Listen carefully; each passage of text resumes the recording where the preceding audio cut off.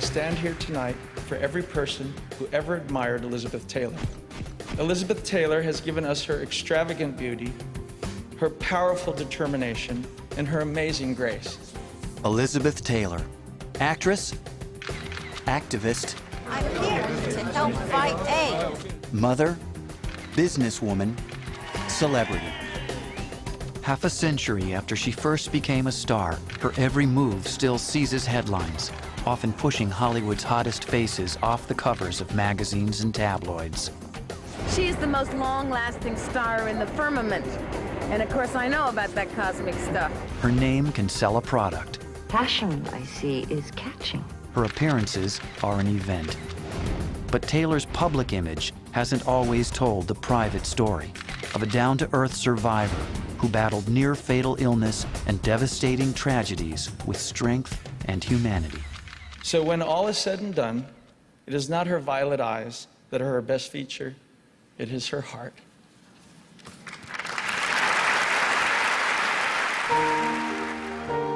Elizabeth Roseman Taylor's life was charged with drama from the day of her birth in a suburb of London on February 27, 1932. It wasn't an easy birth. For 10 days, Elizabeth didn't open her eyes, and then suddenly snapped them open, and the mother saw what was to be one of Elizabeth's great, beautiful features, her violet eyes. Although born in Britain, Elizabeth and her older brother Howard were the children of American Midwesterners who left the U.S. for the excitement of London. Francis Taylor ran a successful art gallery. His wife Sarah was an ex-stage actress whose moment of celebrity in the Broadway play The Fool left her addicted to the adrenaline rush of drama. It was a passion she encouraged in her daughter during Elizabeth's carefree English childhood. It was an idyllic childhood. It was like being in the country, although you were in the heart of London. And then we had a country home. I had chickens, and I had my pony. I loved anything that walked, crawled. Elizabeth adored animals. She relished their spontaneous, unconditional love, and her strong will found an exciting challenge in horse riding. I rode bareback, that was my favorite. And I was off my horse, my pony, into a patch of stinging nettles. Man, did that smart. And she got right back on the pony again, which is a self-portrait of Elizabeth Taylor. Despite Elizabeth's rough and tumble attitude, her ambitious mother was determined to mold her into a refined young lady. Sarah guided her daughter through deportment classes and dance lessons, confident that someday Elizabeth would marry a titled husband. Her mother was very conscious of class, of socially aspiring, getting from one class to another, particularly for Elizabeth.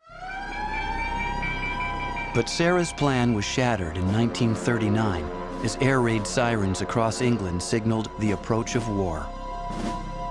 That spring, Elizabeth and her family bid tearful farewells to her birthplace, and during their return to America, Sarah shaped a new vision of her daughter's future.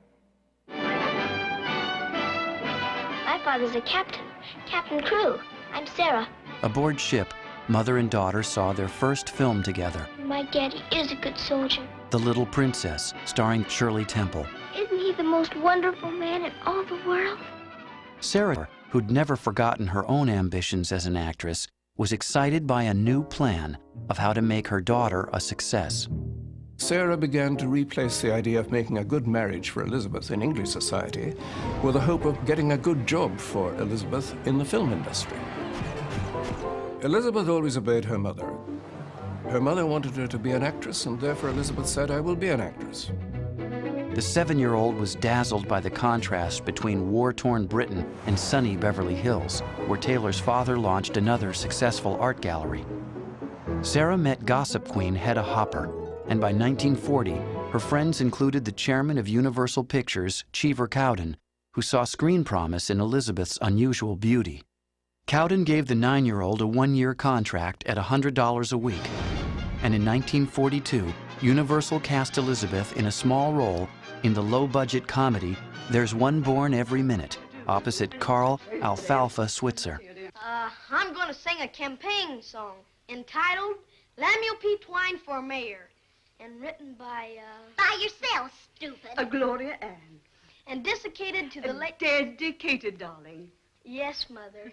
Dedicated to the ladies of the Pawhuskett County Hysterical Society. Historical. You voters, you can't lose. Take some care with the man you choose. Twine for mayor. He's only there for us. Although Elizabeth showed spunk and charm, the studio saw only limited potential, and Universal dropped her contract. And we want Twine for mayor.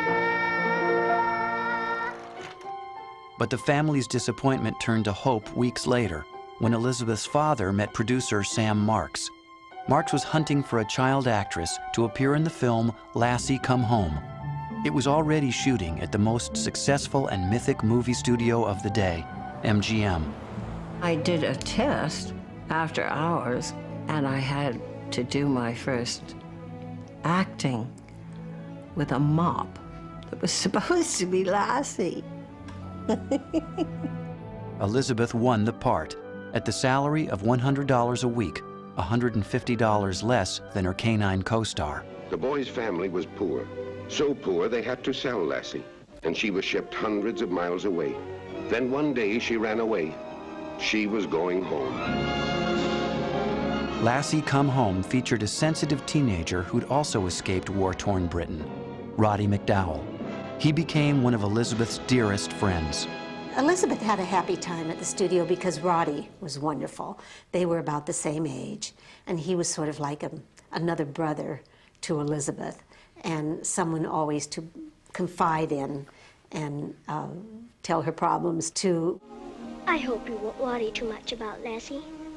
I'll take care of her. Really, I will. I'll take care of her for you. So you won't have to worry any at all. Come along, Joe, lad. Thank you. Thank you very much. Poor Lassie.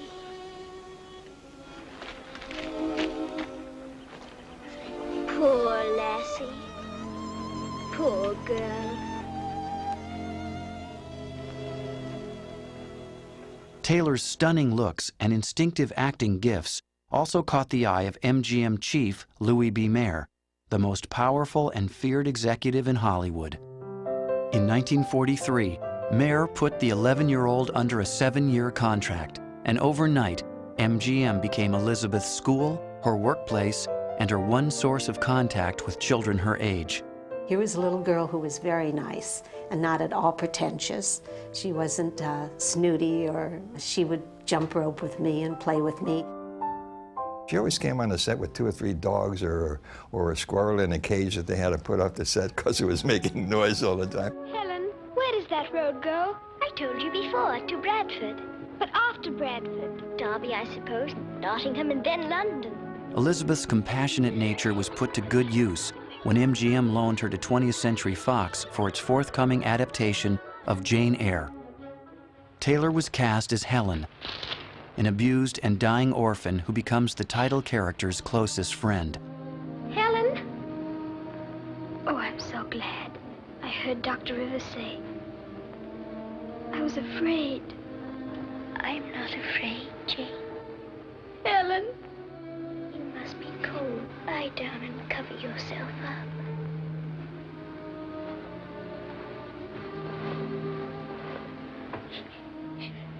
Are you warm now? Yes. Good night, Jane. Good night, Helen.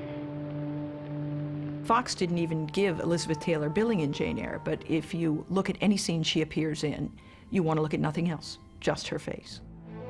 But if acclaim eluded the 11-year-old contract player, her fortunes were about to change, thanks to a film that seemed to Elizabeth literally tailor-made to her talents. National Velvet, a great story. As a highly successful Book of the Month Club selection, this fine, spirited drama, with its very unusual title, thrilled thousands of readers.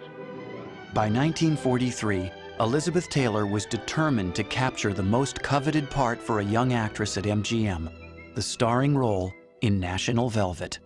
Her affinity for animals, especially horses, made her identify strongly with the character of Velvet Brown, a British teen who disguises herself as a boy to win the Grand National Steeplechase. 30 jumps, the hardest course in the world. The National, the greatest race on earth. At first, MGM thought the 11-year-old was too young, but the insistent actress embarked on a round-the-clock campaign until the studio said yes.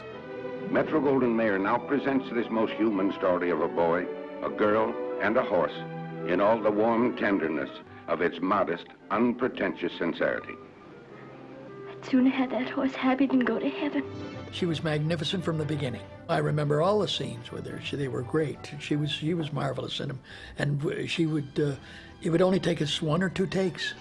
Mart's like riding a fairy horse. Who knows what you want before you know yourself? When he takes a jump, he kind of gives a second hitch and tucks his feet up under him, so he's only a body without legs. You just have to sit on him. Wait till you see. I see that the horse is tired and his coat's shiny from sweat and he needs water. You probably had him over 6 counties since morning. Your pa wants you home for lunch. Watch. Doing National Velvet was my life. Velvet, go! I chose the horse, which was in real life, a total renegade. And I tamed him, and at the end of the film, they gave him to me because nobody else could ride him. Elizabeth was even unfazed when she fell from the horse and suffered a spinal injury. Taylor tried her best to ignore the painful accident. Sarah influenced her daughter's work by standing off camera and giving Elizabeth hand signals to guide her performance. Elizabeth, as a child, had always been very obedient to her mother, and she carried over that sort of peremptory obedience into her role in the film. She showed all the obsessiveness, all the hysteria of someone who has to win the race in order to please her mother. Were we the best in the world, Mother? Yes, dear. The best in the world. Released in 1944, National Velvet was a blockbuster, and America fell in love with its radiant star. She made little girls confident. When little girls looked at her, they saw the possibility of having a grown-up command of life, looking like you can really win. Louis B. Mayer put the full force of MGM's publicity machine into grooming Elizabeth for stardom. He tripled her salary to $300 a week and had her shuttled nonstop from photo shoots to interviews. The 13-year-old even became a popular young author with a book she co-wrote about her favorite chipmunk, Nibbles. She was chaperoned, she was led around, instructed, told how to be, scrutinized. She always had to be on her best behavior. The attention can get pretty oppressive. When you live in such a fishbowl, there is great pressure. Still closely monitored by her parents and MGM, the pampered young actress was insulated from most children her age. She never had a real growing up. She never was invited to a basketball game. She never went to a football game. She never had any socializing experience. And she just simply felt alone. She was alone and lost most of her childhood. I was very much dominated by my family. Then when the studio started trying to do the same thing, I rebelled. Taylor even defied Louis B. Mayer when her mother confronted MGM's imposing chief to cast Elizabeth in better roles. He said, "Are you trying to teach me how to run my effing studio?" And foam started forming around the edges of his mouth. And he used words, I promise you, up until then, I had never heard. It's since become one of my favorite parts of my vocabulary. I said, Mr. Mayor, unless you apologize to my mother right now, I am leaving your office and I am never going to come back in, because I would love to go to school, to proms, to basketball games, football games. I don't give a damn whether I ever act another day in my life. And I learned a rather cynical lesson, because I didn't get fired the next day. And I realized that I must have some kind of intrinsic monetary value to them. Otherwise, I would have been out on my fanny. The backlot beauty asserted herself in other ways. The 14-year-old shapely figure matched her stunning features. She loved wearing makeup, jewelry, and waist-cinching dresses to accentuate her allure. At first, I found it very hard to accept compliments, and I didn't believe them. And my mother taught me from the very beginning, it isn't what you look like on the outside, it's what comes out of you that determines whether you're pretty or not. Taylor's charms were put to good use in the 1947 comedy Life with Father.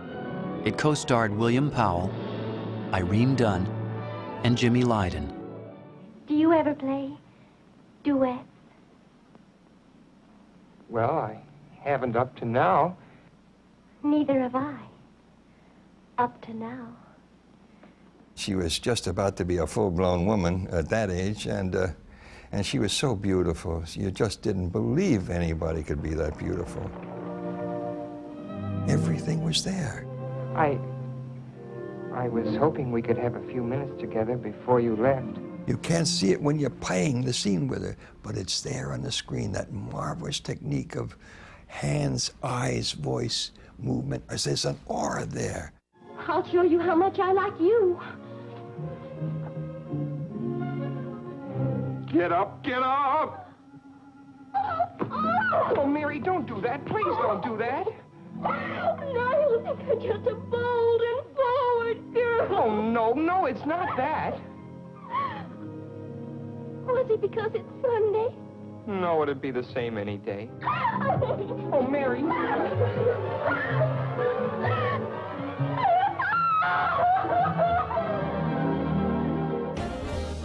Elizabeth's sexy new image made her an even more exploitable commodity as MGM rushed her into a slate of teen romances. In Little Women, Taylor once again played a flirtatious boy magnet alongside June Allison, Margaret O'Brien, and Janet Leigh. The character was similar to Elizabeth in that she was headstrong and free-spirited and had this kind of air about her. You're going to have a lovely nose someday, Amy. Yes, I know. The only thing that made me a little sad during Little Women was Elizabeth was growing up and she didn't bring the chipmunks to the lot anymore. Elizabeth's personality at this point was really confined to the parts that she played and obedience to her mother. And naturally, she began to find ways of escaping from her mother and father. The 17-year-old formed a plan for independence, marriage. Elizabeth began to date, and her maternal nature made her eager to start a family. She was raised in an extremely moral family. You did not have a relationship without marriage. Those yearnings increased when she was loaned to Paramount to star in a big-budget romantic drama, A Place in the Sun, directed by George Stevens. This is the unforgettable story of a boy from nowhere, fighting desperately for his place in the sun. The part of Angela Vickers in that film was really the American dream. Elizabeth was the perfect embodiment of that. Montgomery Clift, dazzled by the radiant beauty of Elizabeth Taylor, a girl so far above him she seemed like a goddess, but only too human when he held her in his arms. We'll think of something somehow, whatever way we can. We'll have such wonderful times together, just the two of us. Co-star Montgomery Clift was one of Hollywood's hottest actors, but he was emotionally tortured, and like Elizabeth, contemptuous of Hollywood phoniness. The two bonded instantly. Elizabeth's heart always went out to people who were vulnerable in some way. Montgomery Clift was a rather insecure young man. He was gay. And Elizabeth's relations with him were very much those that she showed in the part she played in the film. She was maternal, she was loving, she took charge of Montgomery Clift. I was agog. This genius young actor. And for the first time, I took acting seriously and realized it wasn't a game. It was a craft. There's a startling moment in the film where you see them fall in love, and she says to him, "Come to Mama." You know, and the idea of a 17-year-old girl saying that and it being so true was really, I think, one of the remarkable moments in film. A Place in the Sun would transform Taylor's image from a teenage star to that of a desirable woman. But Elizabeth's unrequited crush on Montgomery Clift left her aching even more for a deep connection with a man who would carry her into the world of adulthood and sexuality. As her 18th birthday approached, Elizabeth Taylor was ready to live the life of an adult, away from her parents and the ever-watchful MGM brass. Elizabeth was a born romantic. She was the kind of girl who would look out of the castle window and wonder when her prince would come riding over the hills. And along came Nicky Hilton, who was raised somewhat the same way.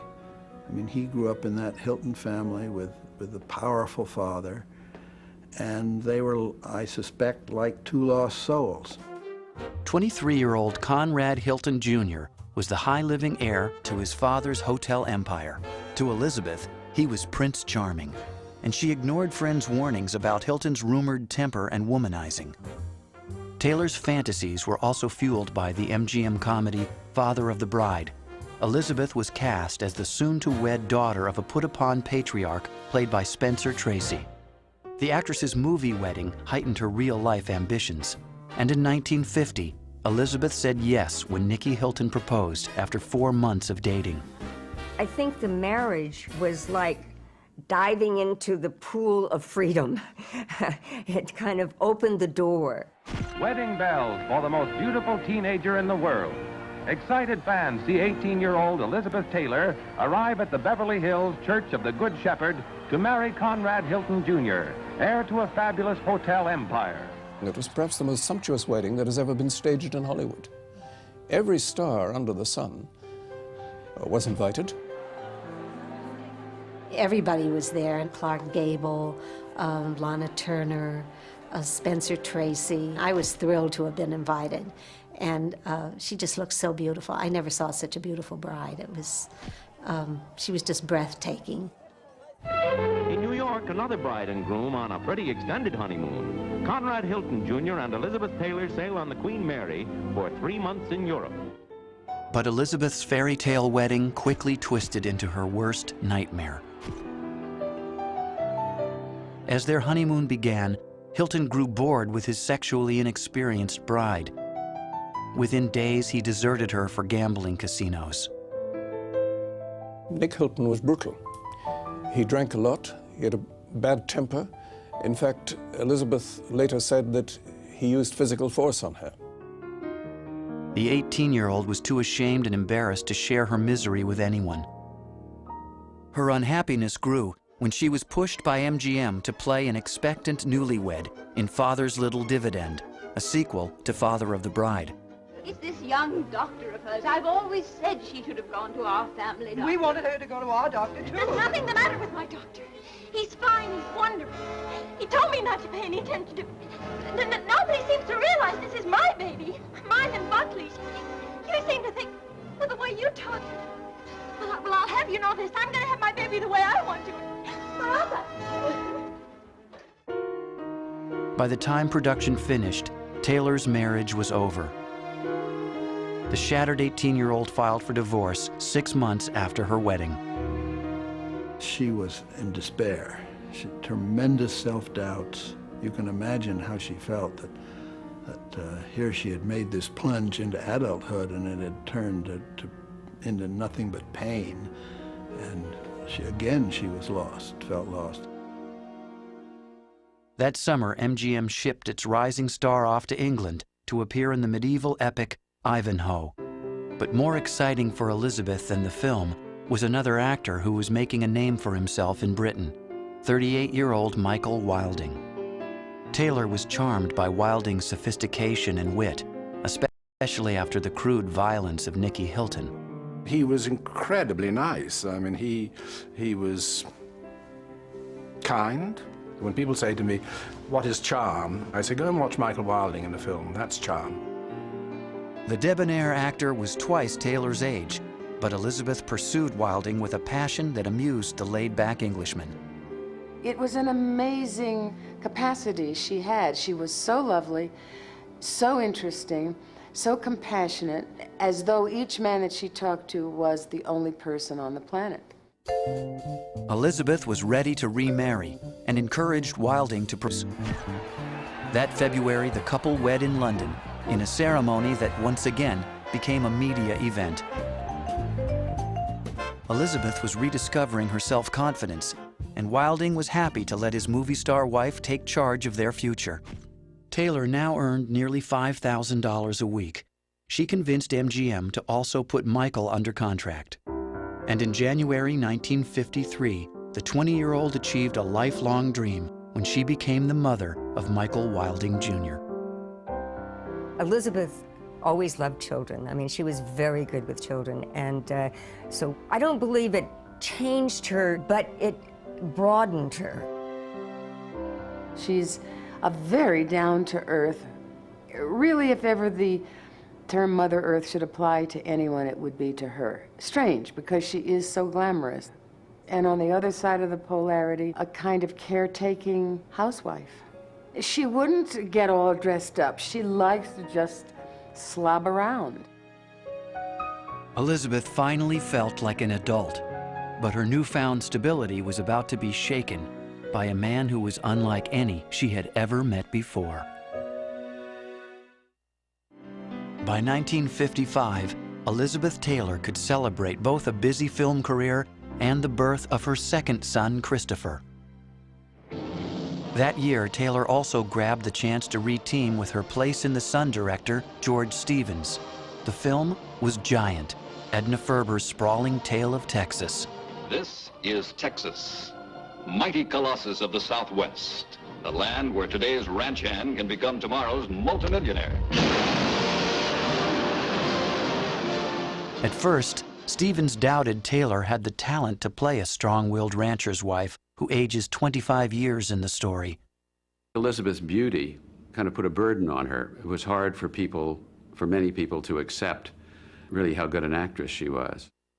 I'm a completely instinctive actress. I've never had any lessons. I try and become the character. Come on, partner. Why don't you kick off your spurs? Co-star Rock Hudson first recommended Elizabeth for the film. She never forgot it. On location in Texas, the two formed a close friendship. Rock Hudson as Bick Benedict, big enough to stand up and take what he wanted. Elizabeth Taylor as Leslie Linton. Whether you loved her in the open or hid it inside you, you hungered. Once again, Taylor kept the confidences she shared with a star whose homosexuality stayed carefully in the closet. Her maternal nature also won over her often defensive co-star, James Dean. Say, you got any good-looking sisters back there? Might be interested in some poor people. Money isn't old, you know, Jim. Not when you got it. But Taylor and Dean's friendship was brief. On September 30th, 1955, Taylor was watching dailies of Giant when she heard devastating news. James Dean was dead, the victim of a car crash. Elizabeth was obviously distraught at Jimmy's death and For 2 days, she was unable to come into work, and it was a very tense situation. Giant became a box office blockbuster. Elizabeth had triumphed in her most challenging acting role to date. But after 4 years of marriage, the actress found it harder to play the part of a happy wife to Michael Wilding. She became a big star, and Michael Wilding didn't. How do you do? Awfully good to see you. How do you do, sir? Good to see you. And I think that Michael Wilding began to bend his elbow a great deal while she was working, and she'd come home at night and find him in his cups and everything else, and that fell apart. Elizabeth confided her troubles to her close friend Montgomery Clift, who co-starred with Taylor in MGM's Civil War romance, Raintree County. Elizabeth Taylor achieves new maturity and power as a dramatic actress in the tempestuous role of Susanna, who could not down the secret in her past. What can I do? But Clift was fighting his own demons. During production, the actor left Taylor's home after a party, groggy from mixing barbiturates and wine.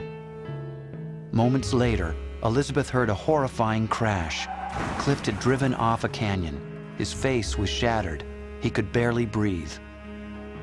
Elizabeth ran down the road, got into the car with him, nursed him in her lap until the ambulance arrived, warded off all the paparazzi photographers who quickly assembled, threatened them that if they took a picture of Montgomery Clift, they would never work again. She gave her heart out to people with flaws or people who had wounds. It brought out the best in Elizabeth. Clift survived, and months later, Raintree County earned Elizabeth her first Academy Award nomination. But by 1956, as Michael Wilding cavorted with other women, Taylor was forced to acknowledge that her marriage was falling apart. Enter Mike Todd. Charismatic producer, fast-talking hustler, 49-year-old Todd was the toast of Hollywood with his star-studded smash, Around the World in 80 Days. Todd lived big and dreamed bigger. From their first meetings, Elizabeth was spellbound by the showman's bulldog ferociousness and blunt sexuality. He walked up to her and said, "I'm in love with you, I'm going to marry you, that's all there is to it." She was mesmerized by Todd. She fell in love with him too. He was so flamboyant and his humor would match hers. Very bawdy, very bombastic, very funny. I considered them an ideal pair because they were equal in force of nature.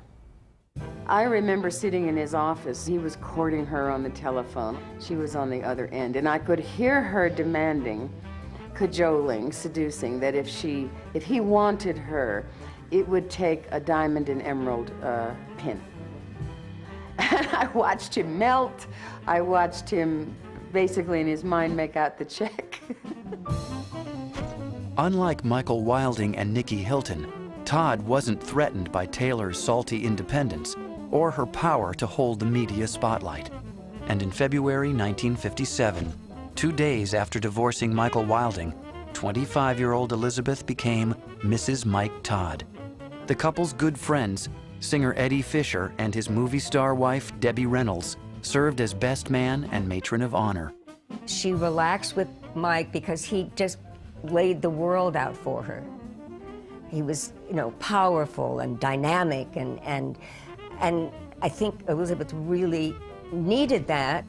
Mike Todd was a gambler, and he taught Elizabeth to take these risks, the gambling risks. He was also a big spender. He believed that you attracted attention by spending your money conspicuously. Elizabeth loved Todd's extravagant gifts, which included paintings, furs, and dazzling diamonds. Mike, there's been a lot of publicity about your public spats. I even heard something about a champagne bottle incident. Please tell me you're not That is the most filthy thing I've ever heard in my life. I usually don't get cross. But the person that wrote this story is a frustrated old biddy who takes her frustrations out on her typewriter, and to me it is such a sad commentary. And if anybody believes it, that's even sadder. I wish everybody could be as unhappy as we are. Then there'd be no wars, there'd be no problems. The world would be quite nice. They had kind of artful, combustible fights, and they loved it. They were real good at it. Well, we're not introverts. If we have something to say, I say, hey, Liz. She hollers, hey, Mike. And if you make a Dreyfus case out of that, then it's too bad. And then they would make up. And it always ends up in lovemaking. It doesn't matter. I don't really care like what even. anybody thinks anyway, because we know. And we'll know Well, 20 years from now, 30 years from now, if we're still alive. With the birth of her third child, Liza, in 1957, Elizabeth Taylor's world seemed complete. She was being paid a then astounding salary of $125,000 per picture, and her happiness with Mike Todd was clear to anyone who saw the pair together. Shall I really answer? Well, I think he's the nicest person I've ever lived with. No, he's a wonderful man. He has everything that you could possibly want. He has a wonderful sense of humor. I don't want him to hear this, No. but his head is big enough as it is. Yes, it is. And he's very generous, and he's very sympathetic. But I think the most wonderful thing of all is that he's a marvelous cook. So that saves me from the kitchen. In 1958, Taylor eagerly started work on the adaptation of Tennessee Williams' sizzling play, Cat on a Hot Tin Roof, opposite Paul Newman. 2 weeks into filming, Mike Todd asked Elizabeth to fly with him for the weekend to New York, but his wife was fighting pneumonia and stayed behind. On March 22nd, Todd kissed Elizabeth goodbye and boarded his private plane, the Liz. The next morning, Taylor awoke to the worst day of her life. Todd's plane had plummeted into the mountains over New Mexico. His remains were burned beyond recognition. Her secretary and a very close friend walked into the room, and she knew what had happened, that he was dead. And she screamed, and she was just devastated, devastated. I heard it on the radio and went right over, and she was in bed,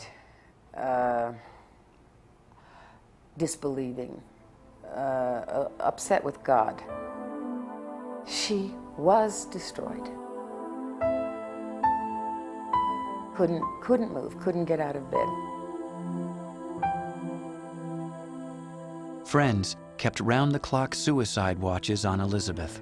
But although Taylor was paralyzed by despair, she dragged herself back to MGM 3 weeks later to finish Cat on a Hot Tin Roof.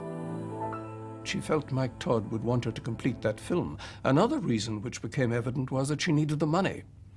Despite the enormous spending power of Mike Todd, he had very little savings.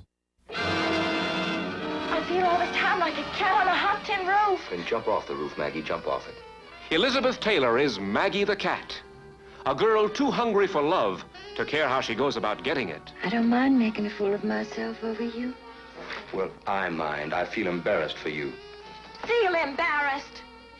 But I can't live on this way. Now, you agreed to accept that condition. I know I did, but I can't. Taylor's scorching performance earned the actress her second Oscar nomination.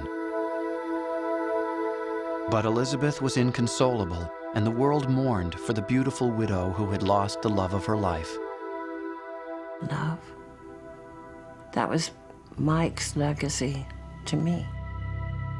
To accept it with all my heart and graciousness, and to return it in kind, unconditionally.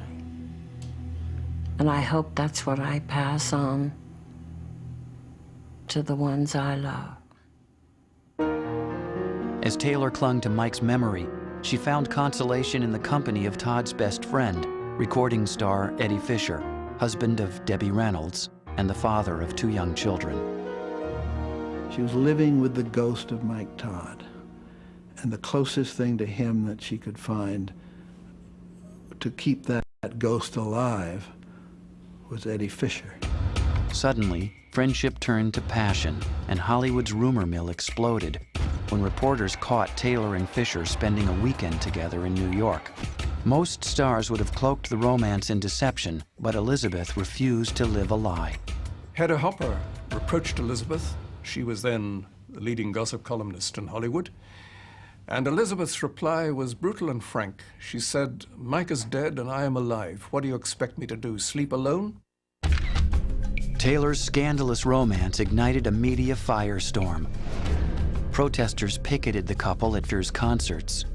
Elizabeth suddenly found herself changing from being the widow whom everyone had sympathy for to being the marriage breaker whom everyone reviled.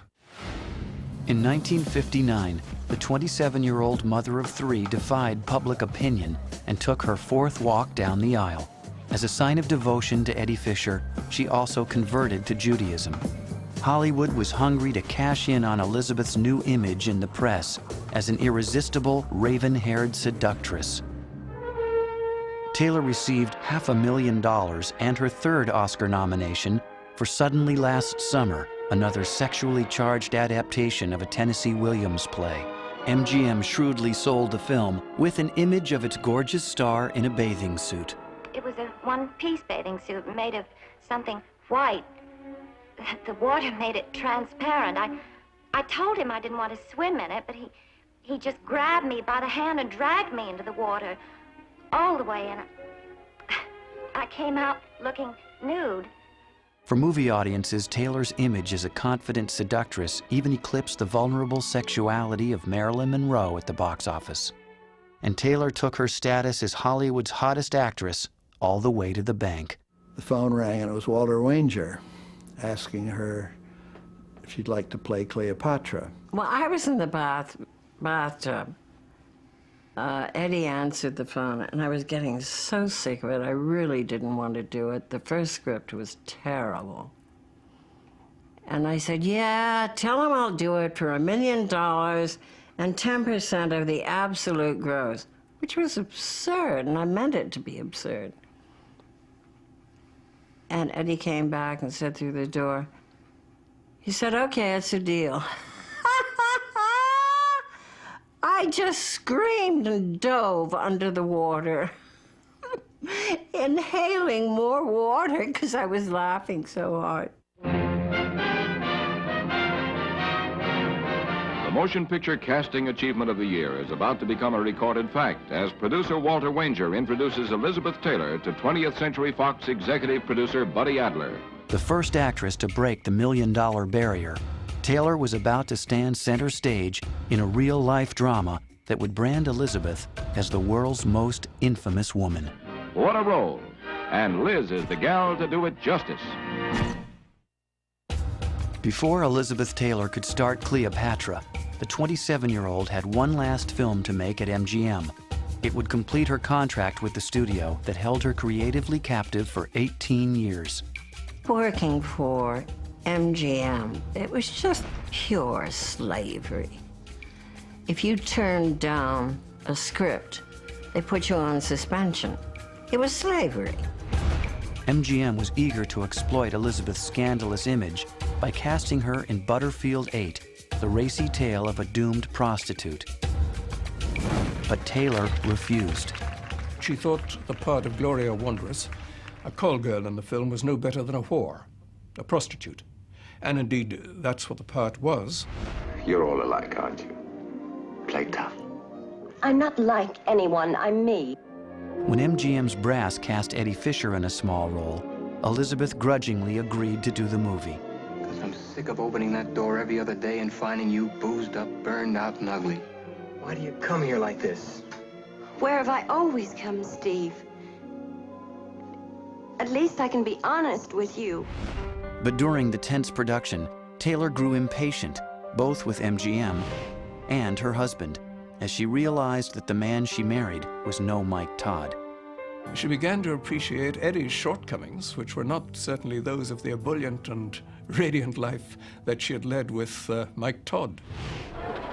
With her MGM contract finally behind her, Elizabeth jetted that September to England's Pinewood Studios.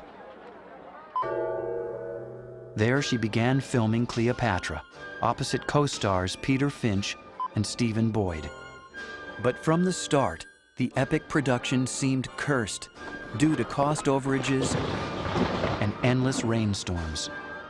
How can you make England in the winter look like the Mediterranean? The chilly English climate also took a toll on Elizabeth's increasingly fragile health. For years, she had battled bronchial problems and complications from her teenage spinal injury. On the set of Cleopatra, she was on the point of a physical breakdown. She was carried to the set. She was so ill. She'd do a few costume tests and then be carried back. And she was always, always sick during this time. Elizabeth's energy was fading. And that March, Taylor collapsed at her hotel. She was in a coma and near death. The Queen's doctor came screaming in the room and picked me up by the feet and shook me like a rag doll. He pounded my ribs. Nothing. It was even reported in papers that she had died. She was given an hour to live. For days, Elizabeth hovered between life and death. Surgeons cut open her throat to perform an emergency tracheotomy. The world that had denounced her as a homewrecker now watched and prayed for her survival. Churches began to pray for Elizabeth Taylor. Classes in schools were assembled. Prayers were offered for Elizabeth Taylor's survival. Taylor's courageous battle for life shamed and silenced even her harshest critics. And there was genuine rejoicing as Elizabeth slowly recovered. There's my tracheotomy. I'm very proud of that. Back in the United States after her brush with death in London, Elizabeth Taylor is carried from her plane in a wheelchair. She takes the excitement like the true trooper she is, though she's still weak from her bout with an exceptionally virulent form of pneumonia. And now, representing a triumph for the will to live, she's off to California for a long rest in which fully to recuperate. Public sympathy also helped make Butterfield 8 a box office hit. The envelope, please. Elizabeth Taylor. And in 1961, the film earned the actress her first Academy Award for a movie she loathed. I don't really know how to express my gratitude for this and for everything. I guess all I can do is say thank you. Thank you with all my heart.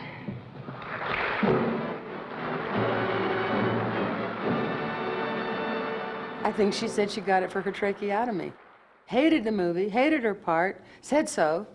Piece of crap movie, but thank you. 4-5. All right, camera. 7 months after her collapse, Taylor returned to Cleopatra. Production had moved from London to Rome, where it was hoped the warm climate might help the fragile star recover. Oscar-winning director Joseph Mankiewicz was now in charge of the project, and there were also cast changes. Rex Harrison signed on as Julius Caesar, and playing Mark Antony was a 37-year-old Welshman named Richard Burton. An acclaimed stage and screen performer, Burton was viewed by many as the heir apparent to Laurence Olivier. But the actor, married to actress Sybil Williams, was just as infamous for his heavy drinking and flagrant affairs. I had met him before, and he'd flirted like mad with me. And I said, I'm not going to be another notch on his belt. Little did I know. You will kneel. I will what? On your knees. You dare ask the proconsul of the Roman Empire? I asked it of Julius Caesar. I demand it of you. But on the set of Cleopatra, Taylor saw another side of her complex co-star. Burton arrived absolutely brutally hungover, and Elizabeth had to help him raise a cup of coffee to his lips. It brought out the mother in her. She found it endearing that here was this titanic actor, intellectual, a needy child. The thing that brought them together was the ribald humor that Richard Burton had. dirty jokes that he could tell, which vastly engaged Elizabeth's sense of humor, because there was that side to her too. For Taylor, Burton was a challenge and an irresistible temptation. Are you quite sure what it is you want? So desperately? I've always been sure. Within weeks, the pair had transferred their dangerous passion from cinematic make-believe into reality. I want to be free of you, of wanting you, of being afraid. That Caesar would not permit it. And Elizabeth was in the makeup department. And no sooner did I sit in the makeup chair, and Richard came in, gave her a big old smooch, and sat in the chair next to me, and I saw all of this in the mirror, and I said, oh my God. Beginning with tonight, you must never envy Caesar or anyone, anything again. One of their first love scenes, it ended and Joe Mankiewicz said, cut. And he said, cut. And then he finally had to go, cut. Now, everybody knew by then what was going on. News of the affair quickly swept the globe, and Taylor's image transformed yet again, from heroic survivor to immoral adulteress. Taylor and Burton were the two most famous people in the world. Several congressmen wanted to take away her passport. The Pope actually verbally denounced their romance. The Vatican got into the act saying that she was a bad influence on the world in general and that her children should be taken away from her. As critics attacked the couple, paparazzi jostled to snap pictures that were worth a fortune.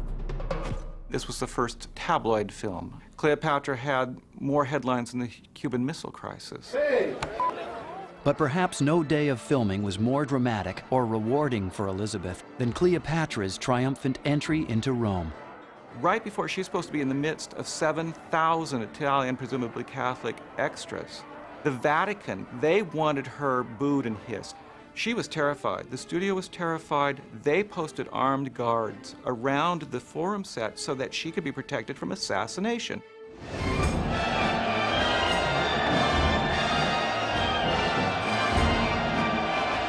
She got on top of this 30-foot Sphinx, was drawn through the arch, and instead of yelling Cleopatra, Cleopatra like they were supposed to, they went wild and screamed, Liz! Liz! And just in this wave of love, demonstrated their support for her. That's when the sexual revolution of the 60s was truly born. Liz had conquered the Pope. As for Taylor's husband, the humiliated Eddie Fisher saw the writing on the wall. Dad advised Eddie to go back to New York. He said, Eddie's really out of his league here with this romance. I mean, these two people will eat him alive. They're so in love with each other. 2 years had passed since Cleopatra began production, and throughout 1962, filming continued to spiral out of control. Waste was tremendous, just simply tremendous. Everywhere you looked was waste. Do you know they had down $3 million miscellaneous, $5 million unaccountable? As costs climbed past $40 million, the future of Fox was now at stake. After 3 years, 2 directors, $44 million, and the world's most publicized love affair, Cleopatra finally premiered on June 12, 1963. Critics called it everything from surpassing entertainment to a monumental mouse.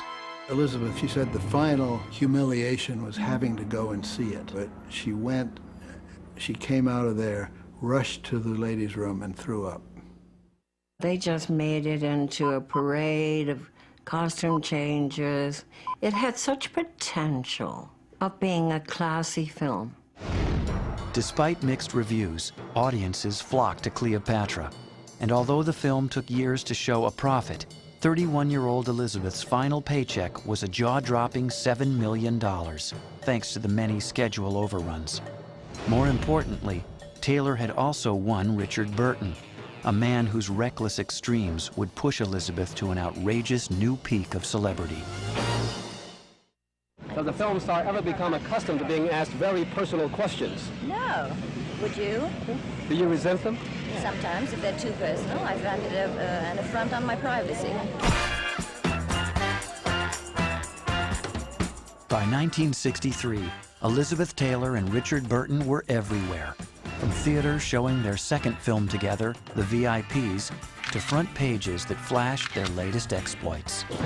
The public was ready for the 60s revolution, and Elizabeth Taylor and Richard Burton just symbolized adulterous love that was celebrated. Taylor felt no regret as she divorced Eddie Fisher, although Burton agonized for months before leaving his wife of 15 years. In 1964, at age 32, Elizabeth wed for the 5th time.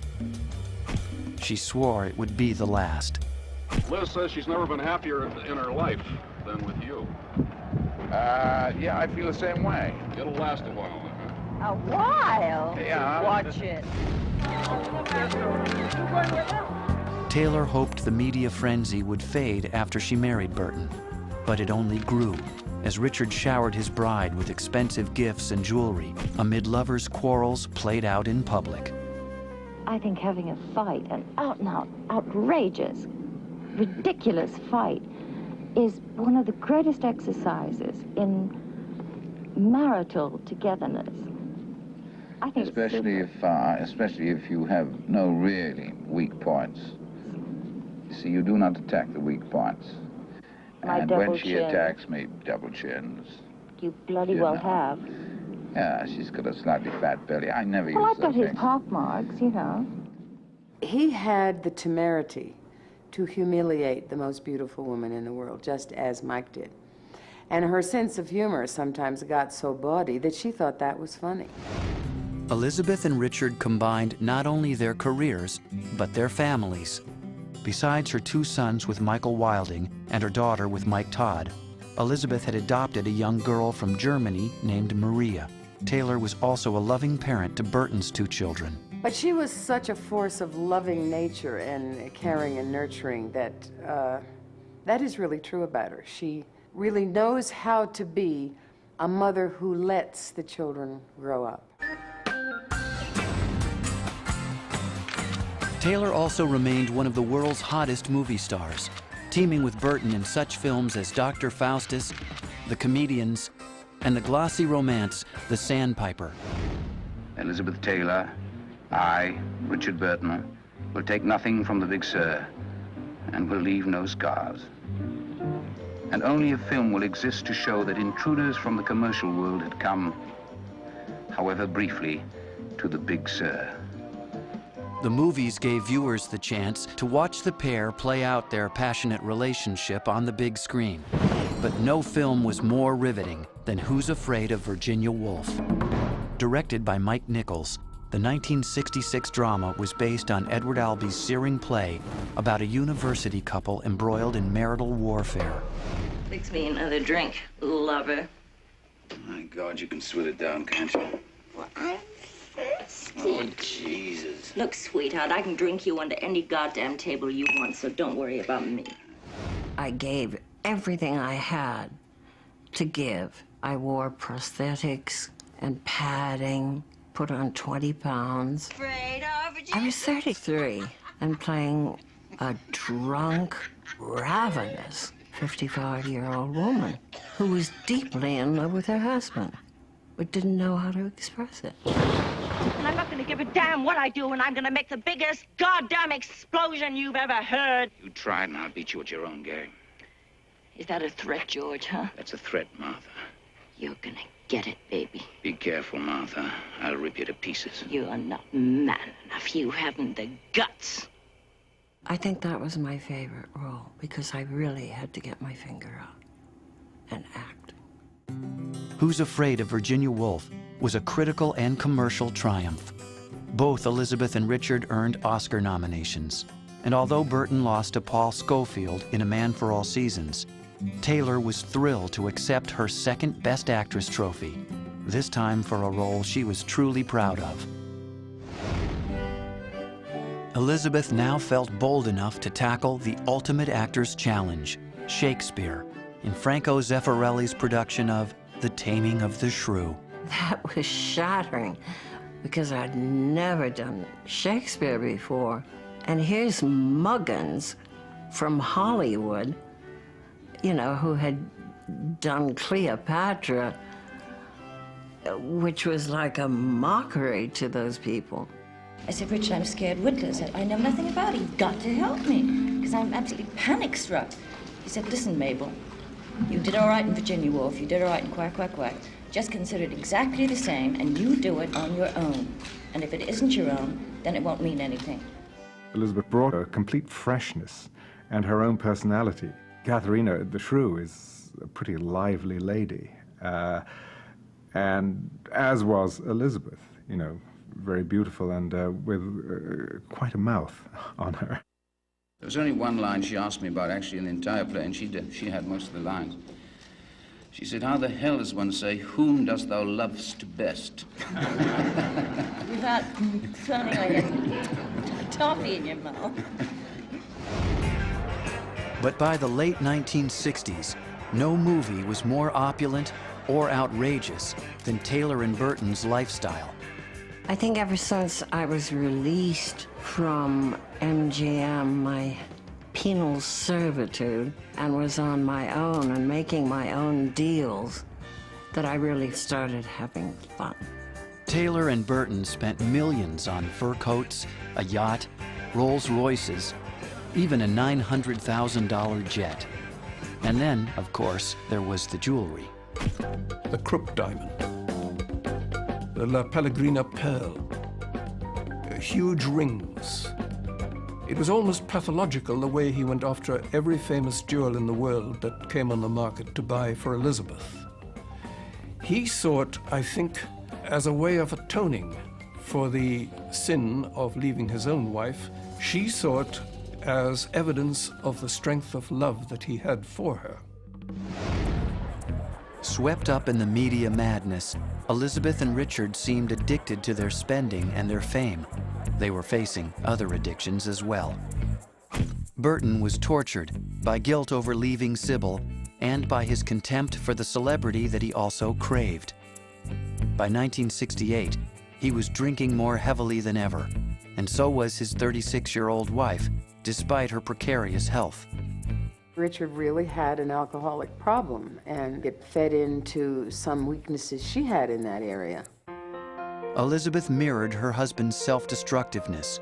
Her drinking increased, her weight fluctuated, and she was sluggish after daily injections of painkillers for her back. Meanwhile, her films, like Secret Ceremony and Boom, were failing at the box office, overshadowed by movies from more innovative filmmakers. The kind of films that Faye Dunaway and Warren Beatty and Hoffman and Pacino starred in were really offbeat films and new kinds of films, much more sexually explicit, with far more violence in them. The Burtons were beginning to feel a back number. For 38-year-old Elizabeth, the 1970s began with a thud with the release of the romantic comedy The Only Game in Town, co-starring Warren Beatty. You always make jokes. Only when I'm nervous. What are you nervous about? I don't know how to get you from here to the bedroom. That is the lousiest approach I have ever heard.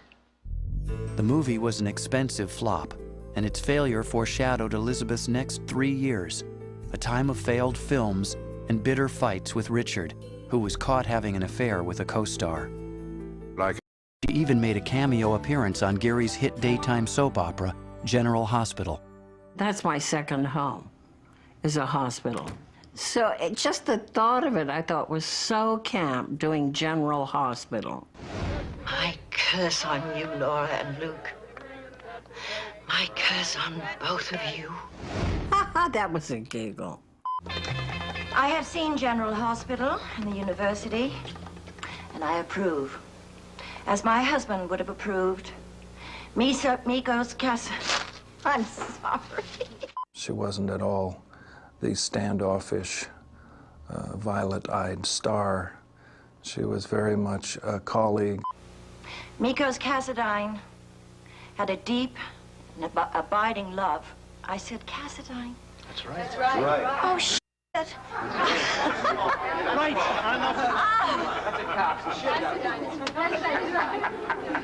I startled myself. I'm sorry, folks. I'm not used to acting.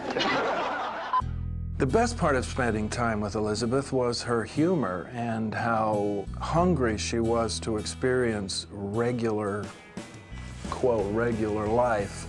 She had been a star since she was 10 or something, and I remember one time she wanted to go play pinball machines on Santa Monica Pier because she'd never played one. It was kind of sad to me to realize that something as simple and as kind of silly as that was not available to her.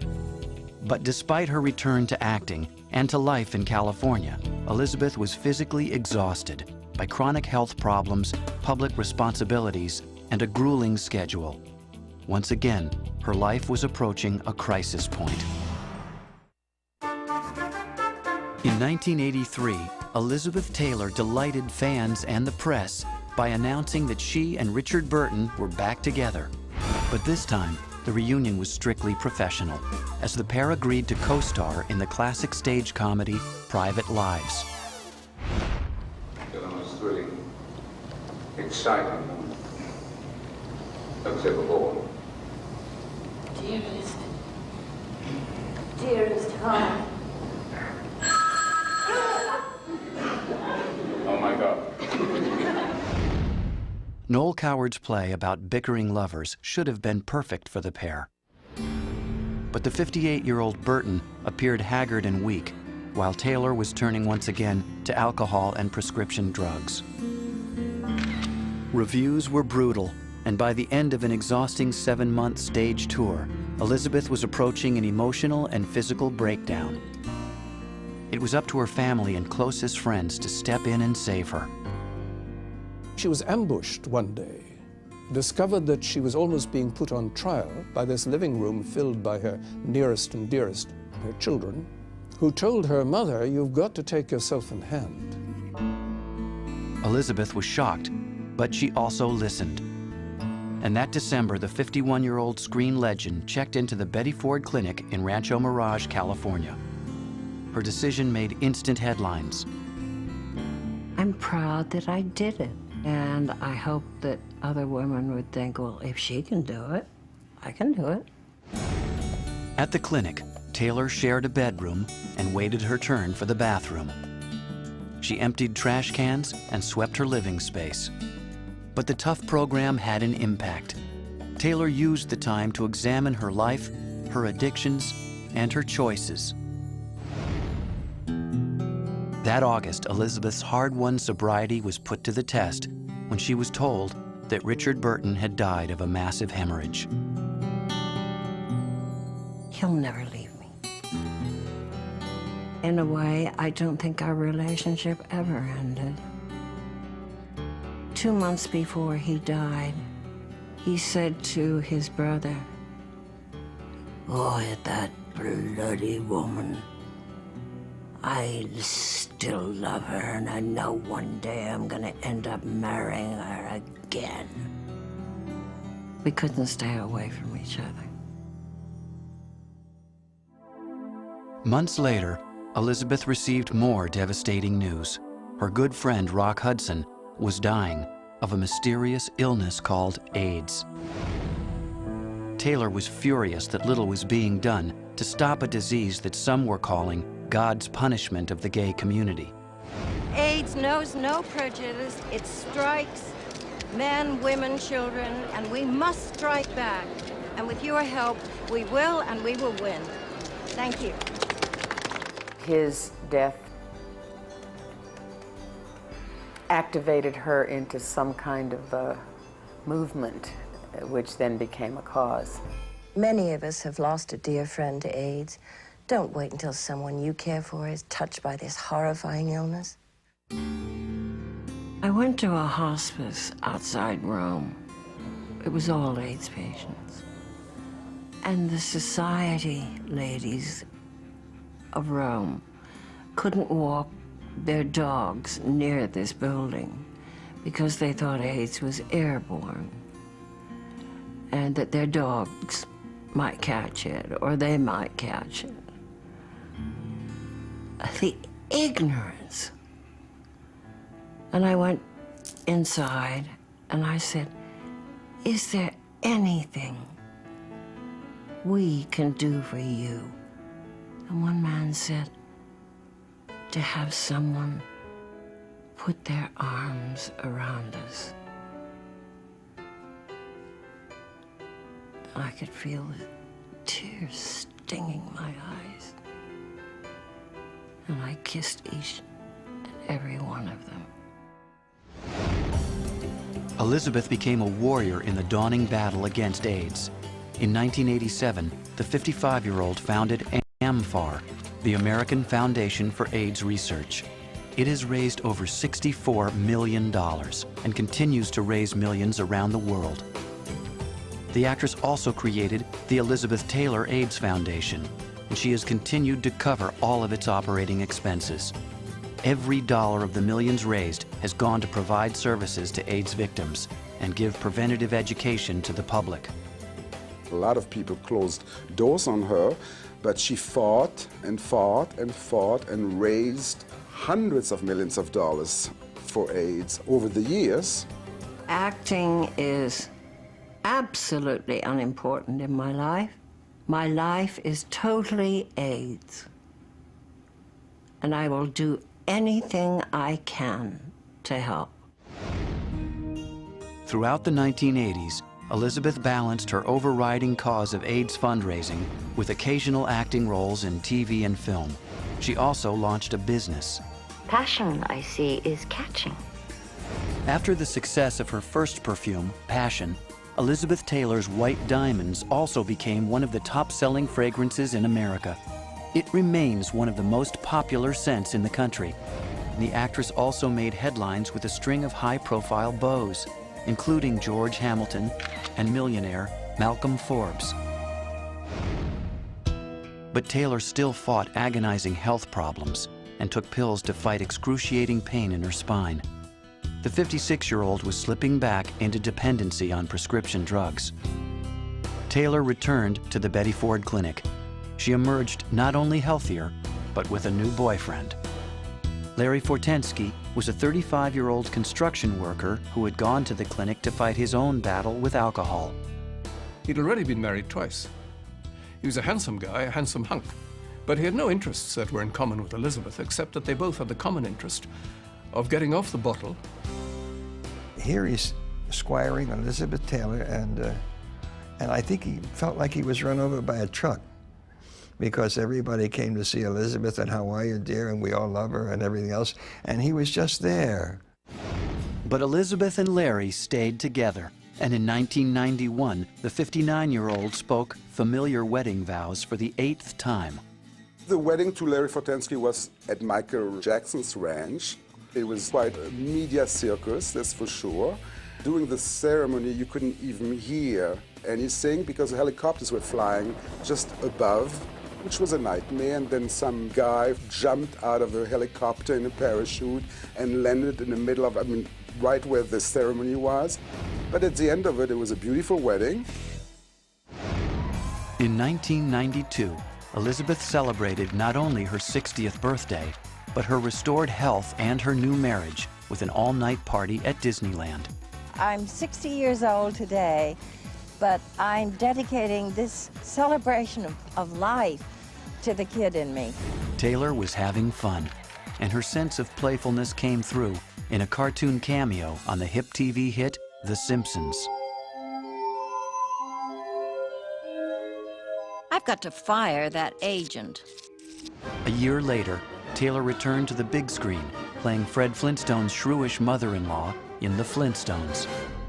But the pendulum extremes that marked Elizabeth's life were about to swing again. At age 62, she was forced to undergo surgery for hip replacement. After a series of painful complications, Taylor's health continued to deteriorate, and so did her 3-year marriage. Larry was behaving in a way that she felt slightly brutish and thuggish.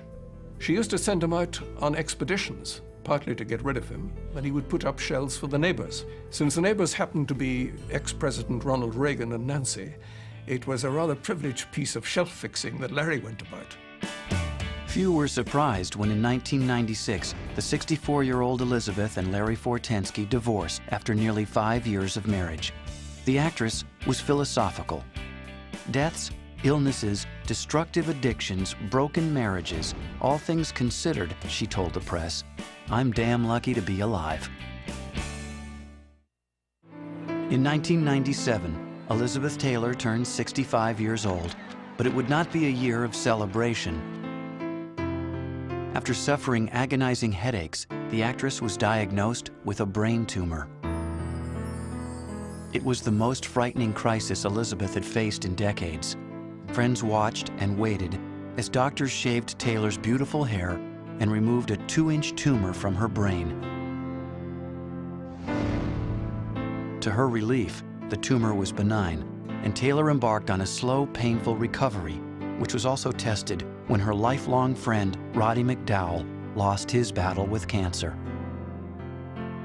He became my best friend. And of course, we had so much in common.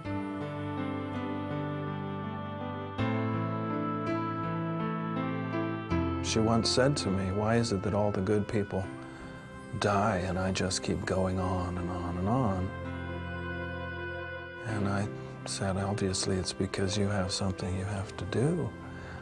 And she's more than proven that that's true. Elizabeth's commitment to life powered her through a remarkable recovery. Oh, I've been pronounced dead. I've read my own obituaries, and they were the best reviews I've ever read. In 2000, the actress traveled to her birthplace, England, where she was made a Dame of the British Empire. It was an honor bestowed by another famous Elizabeth. Taylor called it the most exciting day of her life.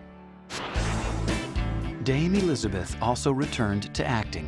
The project was the TV movie These Old Broads, written by her former stepdaughter, Carrie Fisher.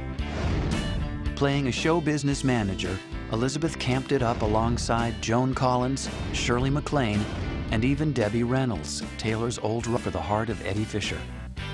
They both knew that everybody was interested in who they were and what it was going to be like, so they were performing a little bit.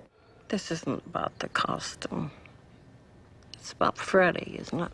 Freddie Hunter? Oh, please. I haven't thought about him in ages. Because if it is, I wanted to remind you, it all happened so long ago when we were so young. Well, let's just drop it, okay? I forgave you years ago. So let's move on. Okay. Great. Good? Grand. Groovy! She and Debbie had talks about the past, about what went on. When women get together and are honest and open about their feelings, it leaves the men in the dust. I don't want to worry about you around my husband, Bill. Please, I spend most of my time in bed. Well, from what I understand, you can do quite a lot of damage in bed. Huh? In 2002, Elizabeth also published a history of her fabled jewelry collection, a book that was her most personal memoir to date. Elizabeth Taylor, My Love Affair with Jewelry, detailed the history of her most precious gems, ranging from the first piece Taylor ever bought, a gift for her mother, to the famous jewels given to her by Richard Burton. The book's proceeds went to Elizabeth's AIDS Foundation and was an instant success. At a time when most of her peers settled into retirement, Taylor remained a vital and hands-on force in the perfume business. Now the chairman of her own company, House of Taylor, she oversaw the successful release of the 2002 fragrance Forever Elizabeth and its follow-up, Gardenia. She has never felt that she reached an end point in her life. She said to me once, you know, the only thing I really fear is living as long as my mother. Her mother didn't die until she was 99. And at times, despite all her ill health, Elizabeth must think that she's going on forever. I want to enjoy things and have fun and live like every day is the last day.